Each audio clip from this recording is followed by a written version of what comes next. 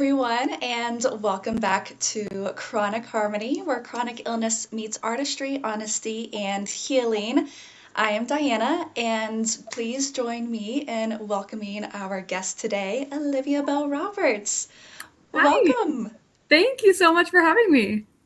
So, Olivia, can you introduce yourself, who you are, and how we know each other? I'm Olivia. I am a second year music teacher. I teach music at St. Bridget of Kildare to K through 8 students. I have been living in Dublin here for about 2 years now and absolutely love it. I'm originally from Akron and moved here to go to college, which is where I met Diana.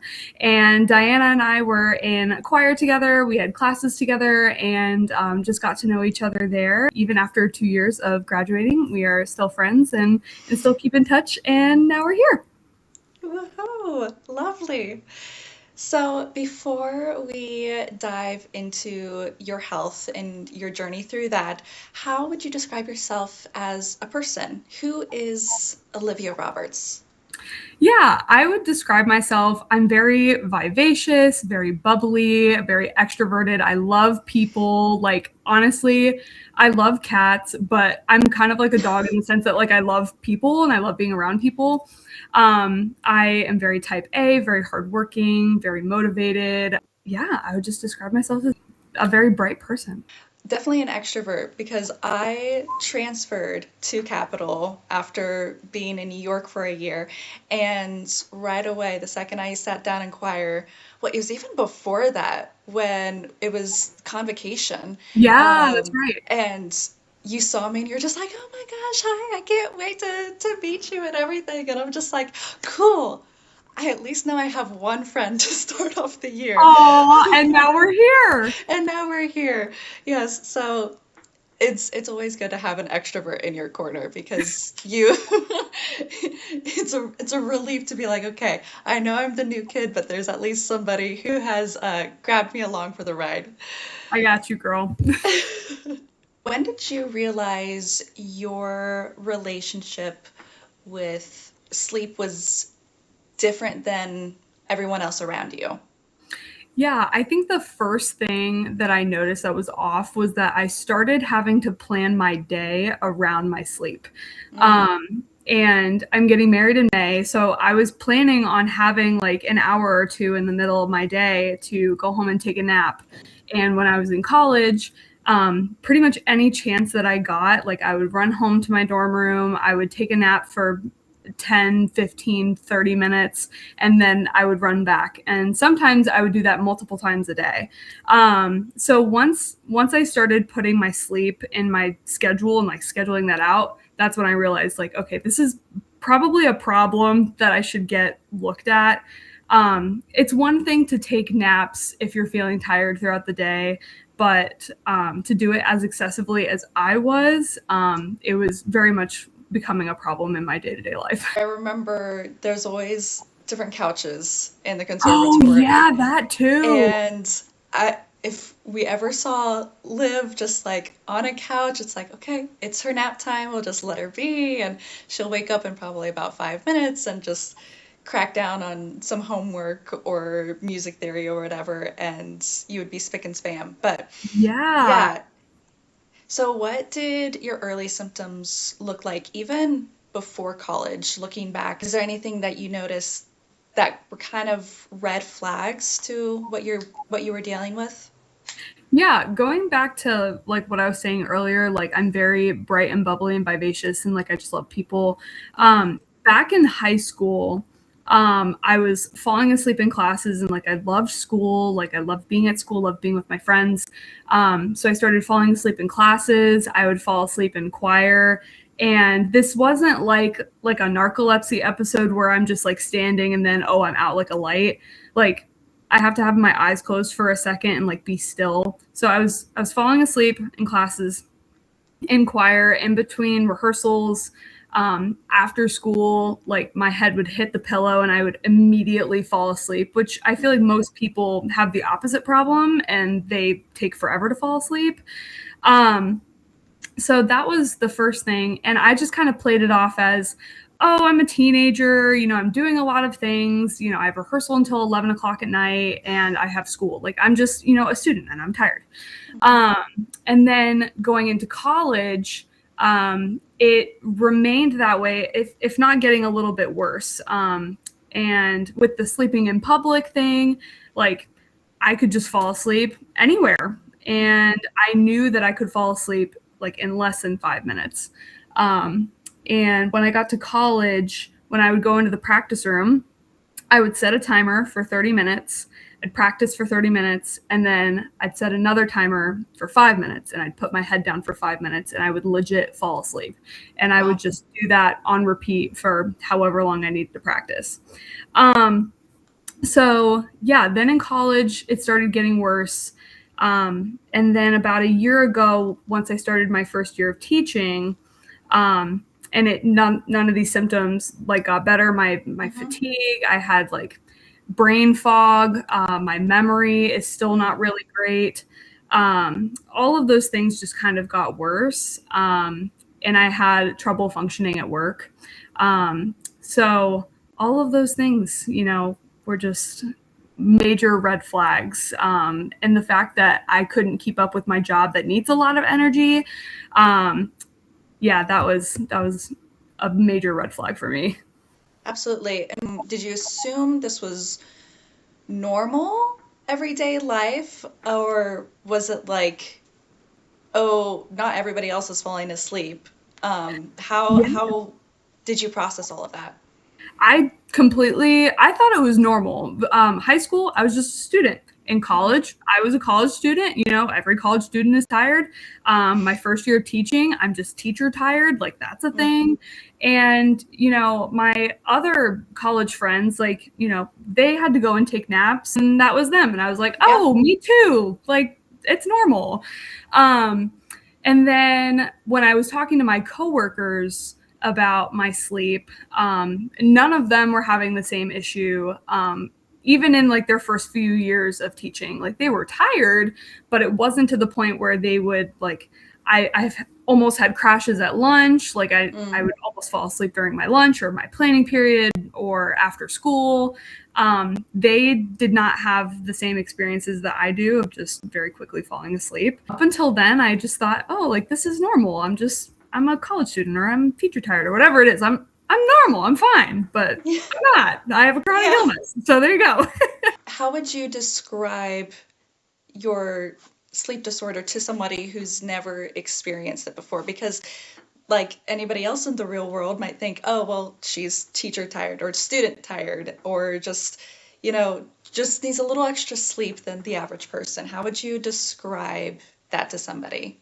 Yeah, so my condition is idiopathic hypersomnia. So idiopathic meaning they don't know what causes it, and then hypersomnia is just excessive sleepiness. And I would describe it as if you would take like a strainer and put it in your sink and then turn the faucet on. And the water is your energy, and then the strainer is your ability to hold that energy.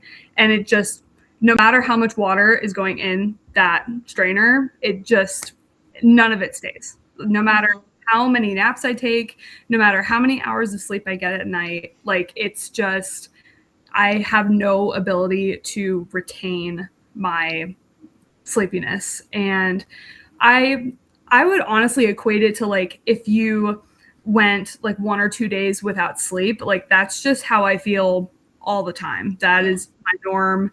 Even after I've had many nights of 14 hours of sleep in one sitting, and I would take a 3-hour nap on top of that, and I would still feel like that. So I find that the strainer analogy helps a lot. I haven't heard that strainer analogy, but that is I really like that because a lot of the times for us chronic illness gals, we use the spoons analogy of, oh, everybody starts with 12 or 10 spoons, but I'm already starting at 6. But the energy in the strainer is another really great visual for that. What does fatigue feel like for you physically, and how does it even impact you mentally? Yeah, physically, I just am constantly exhausted, like just constantly drained. My job requires a lot of energy, and then I am also very physically active. I love going to the gym, like that's like my thing. And I love getting up and moving around, and not having the physical energy to go and do those things, like it's it's awful. It's draining, you know? It honestly, that could almost feel like, you know, like your body aching when you are on like a long flight and then you have like that jet lag. It's also like that kind of physical feeling. And then mentally, constant brain fog. I just, everything is foggy. My memory like goes in and out. Like even to stuff like in college. Like if you asked me like, "Oh, do you remember when we did this in college?" Like, ha ha ha. Like I I don't know. I mean, I don't even know. I could not tell you. So yeah, the constant like fogginess of my mental as well, like that has been a problem long before I even recognized that it was a formal issue. What are some misconceptions? How have people misunderstood your conditions, or even comments or assumptions that people have made? Oh yeah, I mean, I've gotten plenty, and in the beginning, when I was in high school or college, you know, I tried to keep a light energy about it. Like, you know, people would take funny pictures of me if I was sleeping out in the lobby, which I do think is very funny. Or like I'm sleeping on the bus, you know, it was a joke, and I did think that that was funny. And then once we realized that it was like legit an issue, then people started backing off and being like, oh, like we probably shouldn't joke about that with her anymore. I think some misconceptions are like, oh, like you're just tired, like just go and take a nap and like it'll all be better. But the thing with hypersomnia is that, you know, no matter how long my naps are, how many naps I take, I just will never feel refreshed. And then the other thing is that, like, oh, I'm lazy or I'm unmotivated. That is the complete opposite. If anything, I book every minute of my day out, and I want to do things, and I want to go and have other opportunities, but I'm constantly, you know, sleepy. So it's not about laziness or motivation. It's just exhaustion. And then the other thing is that people mistake it for narcolepsy a lot. They are similar but different in the sense that people with narcolepsy, they go into REM sleep faster than people with IH. So that's one major one. And then the first thing that people think about when they hear narcolepsy is like you're in the middle of a conversation and then boom, you're out like a light. I don't have that. Like I've never fallen asleep in the middle of a conversation or driving or when I'm actively doing something. But if I were to like lay on the couch, I'd be out. Or if I'm like reading a book, like I'll be out like a light, close my eyes for a second, I'll be out. So that's another like big one, is the difference between narcolepsy and IH. They're two different things, similar but different. Yeah. That's really good to make that distinction. I also have to add that you are one of the most motivated and organized people that I know. And so when you were going through the process of getting a diagnosis, first off, I was very proud of you for advocating for yourself in that way and doing what you could to, you know, get that diagnosis, because I know how difficult that was. But it was motivations for me, because I saw how motivated and organized you are and how you have lived your life of the time that I've known you. And I'm like, gosh, like if she can do it, so can I. And so I just wanted to throw that in there because I really appreciate everything that you've done, and you've already inspired people. So I hope you know that. Yeah. Thanks. I really appreciate that. Yeah. And so kind of going into your diagnosis story, um, when did you realize you needed medical support, and what was the process of getting diagnosed like? Mhm. I think the first time that I realized I needed to go to my doctor was about halfway through my first year of teaching, so like December-ish, when I was talking to my coworkers about their sleep, and they were like, "Oh, we've never had this like kind of problem." You know, it's been going on for quite a while. It's been going on since high school. I had kind of gotten into a better schedule in my first year of teaching in the sense that like I wasn't going until 10 or 11 o'clock at night like I was in college. Like I had my 7:30 to 3:30, and then I had nothing else, and yet I was still tired. So that's when I was like, okay, we're gonna go to my doctor and see what's going on. So I go to my general doctor, let her know that I was feeling sleepy, and then she put in a referral for me to go to a sleep doctor. And after 6 months of waiting and many insurance phone calls and many other issues in the meantime, I eventually got in. And the sleep test for narcolepsy or for IH is a nighttime study followed by a daytime study. So you'll sleep overnight, and they'll put like wires on your head and like all over your body and all the way down your legs, and like they track like everything. They track like if your jaw, like if you clench your jaw while you sleep, or if you turn around, or if you talk in your sleep, like they track everything. So I slept overnight and got 7.5 hours of sleep, like really good quality sleep. They were like, this is great, like 90% quality sleep. Wow. And then they kept me during the day because obviously some people are tired when they don't sleep very well the night before, but I had good sleep. So let's see what happens. You take 5 naps during the day. Each of those naps are 20 minutes long, and they are separated. You have to take them every 2 hours. So I woke up 2 hours later, took my first nap, and then you'd wait another 2 hours and go again. What I didn't know at the time was that I had fallen asleep in every single nap.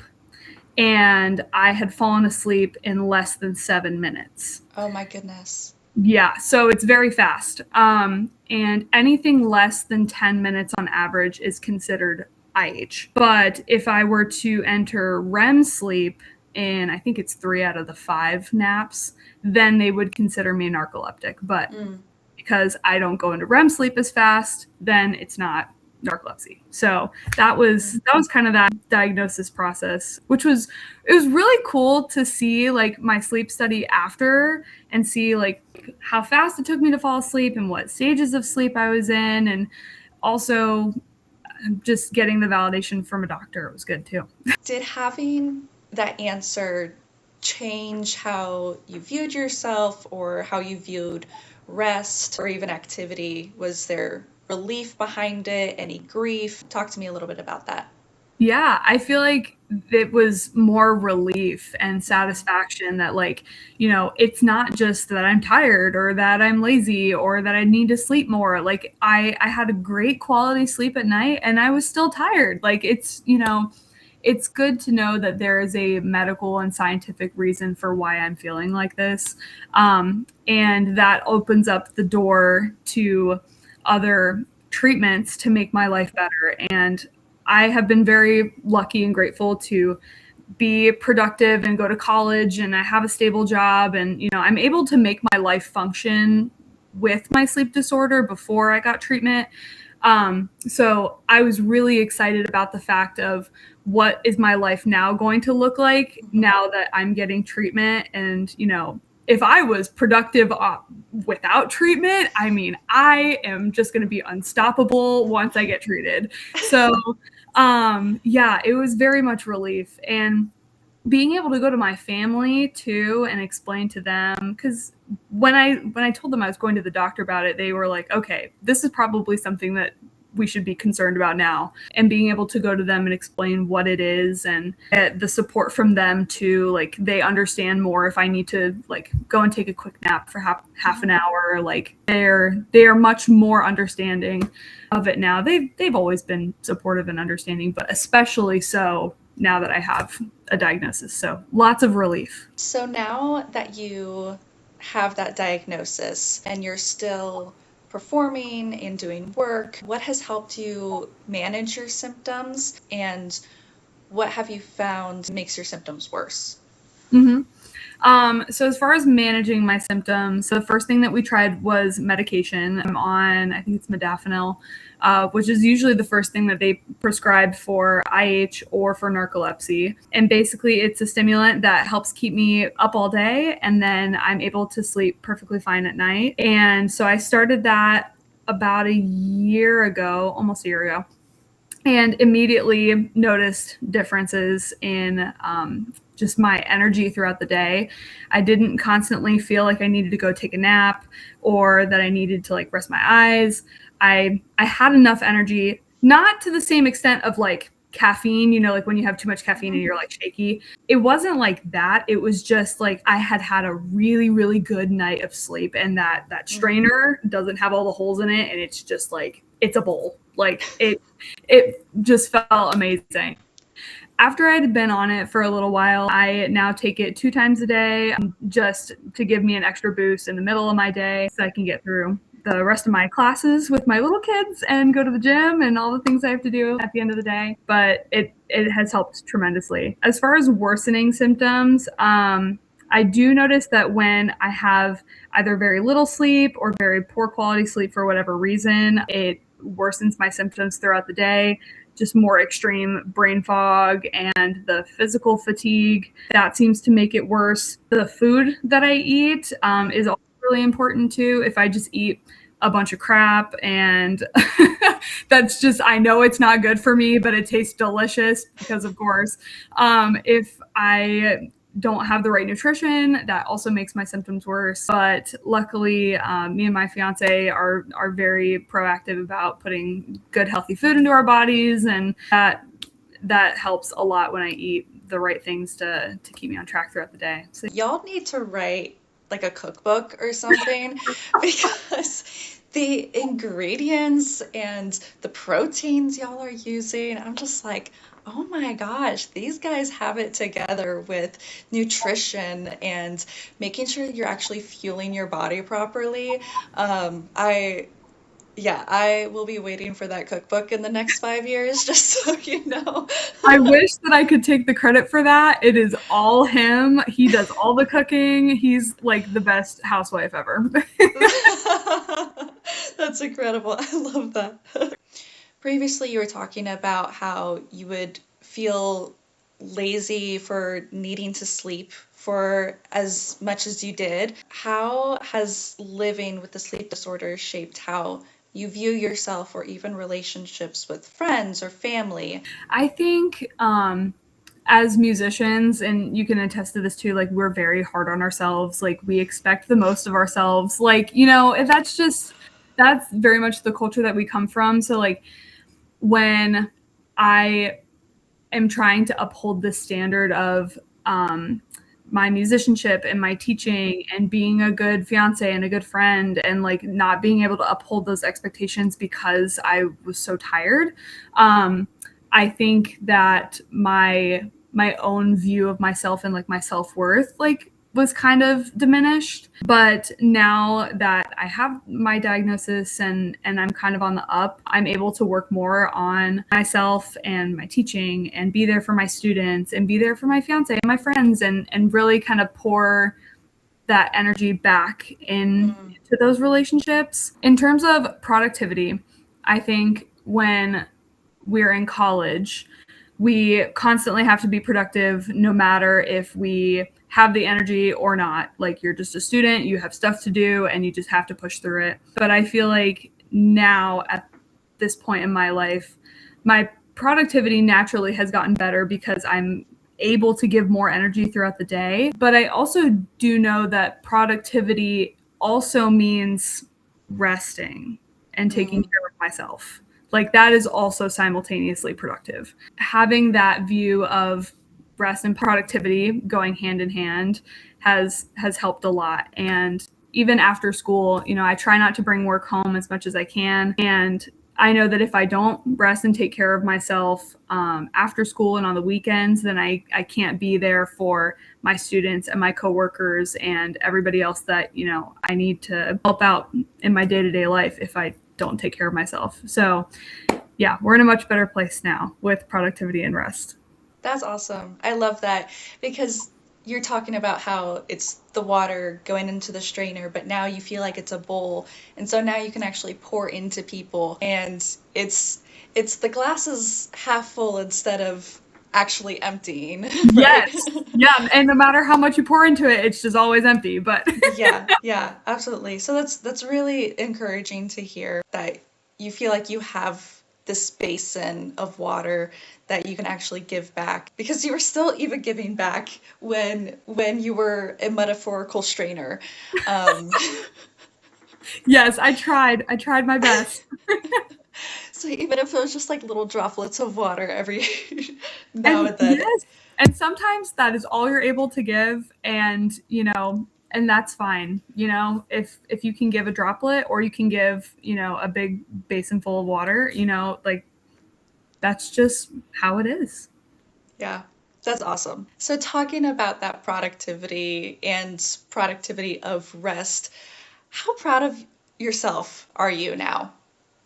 I feel so much better about myself. I think I am proud in the sense of advocating for myself and going to my doctor and like getting it figured out. And having the encouragement from my fiance as well. Because if I didn't have the willingness and the want and the yearning to go to my doctor and really advocate that something was wrong, like we wouldn't be here. And Mhm. I'm not really one to kind of talk about my issues. And normally I'm just kind of like, oh, like this is what it is, and I'll just get through it and I'll figure it out. Which I think is what most people do. Like, oh, I'm experiencing this and that's just life. I'll just figure it out. I'm very happy with myself that I went to my doctor. It's an issue. Like, I don't want, just a general stimulant like that you can just give me right now. Like, we need to get to the root of the issue, because it's something major. So yeah, I'm very happy that I was able to go and advocate to my doctor and make it happen. And finding insurance companies, like that is not an easy thing to do. Oh, girl. That's for the next episode. Yeah, yeah. Heard and written down on the calendar. Yes, ma'am. So, what would you say to someone who feels lazy or broken down because of fatigue? The biggest piece of advice that I would give, that I wish that I did, was to track your sleep. If you really feel like this is something greater than just, oh, I didn't get really good sleep or that one night or whatever it is, if you genuinely feel like this is an issue with your sleep, track your sleep. How long did you sleep? What would you rate it out of 10? How rested do you feel? And just having a log of that, because I feel like when I went to my doctor and I explained like what my symptoms were, I feel like it would have been a much easier and maybe shorter process if I had the log of what my sleep actually looked like. And I would just say too, try everything that you can before you go to your doctor to see if it is like your nutrition or if it's something else that you can change in your day-to-day life. I had changed my nutrition. I had started going to the gym more. I'd been making sure to get like 7 or 8 hours of sleep because when I was in college I wasn't getting as much sleep. So I was like, okay, let me change my sleep and like sleep longer, see if that helps. It didn't, but so I tried to change as much as I could on my own end. And then once all of those factors like still weren't making a difference, that also prompted me to go to my doctor. Oh, and the caffeine too. Like I would drink caffeine. That was another thing people would say, like, oh, drink coffee or go get an energy drink. And I would, and I love them. They're great. But I could drink a Celsius and fall asleep. So So yeah, those two things, just like keeping a log of your sleep and trying everything that you can outside of going to a doctor first. And then once you've exhausted those options, go right on in. Finally, what do you think you would tell your younger self if you could, being face to face with Olivia, of experiences she will go through, but how you came out the other end? Oh, that's a good question. I feel like first off, I would just give her a big hug because she's about to go through it. um, but I would just tell her that regardless of all of the exhaustion and the fatigue and the brain fog and all of these symptoms I've been having, like throughout all of it, you know, you are still going to have a very productive, very happy, very healthy life. And I think it's very easy to get bogged down on, oh, I'm so tired, or I'm so this, or I'm so that, and really get in on the negative stuff in our life. And yes, Mhm. that's very valid. We all have, things that are going on in our day-to-day life. Outside of that, I'm very lucky to have the life that I have, and I would just tell her, like, you have so much going for you. Like, just get through this one thing, learn how to manage this one thing. I'm very lucky that this is like the only major like illness in my life. Mhm. Learn how to manage this one thing and you will be unstoppable. Like you could have it all, girl. You're about to get married, you got a job, like you got it all, girl. That's really awesome. That's just super encouraging, and I find it so heartwarming that everyone that I've interviewed so far just wants to go back to the younger self, and the first thing is just give her a hug. And sometimes that's all we need is as we're frustrated and we are down in those lowest of lows, sometimes we just need that hug of ourselves coming back to us and being like, it all will work out and you'll make it on the other side and you'll just have an even bigger story to tell in the end. Oh But yeah. that's really awesome, Liv. Thanks. I really appreciate it. I just I really appreciate you coming on today, and I hope somebody finds some encouragement from this. And yeah, hopefully we'll do another one and talk about the craziness of the insurance companies and how you fought Woo! your way and how to advocate for yourself because that's also extremely important in the world that we live in. Oh yes, absolutely. I got you. Thank you so much, Liv. Thanks, Diana.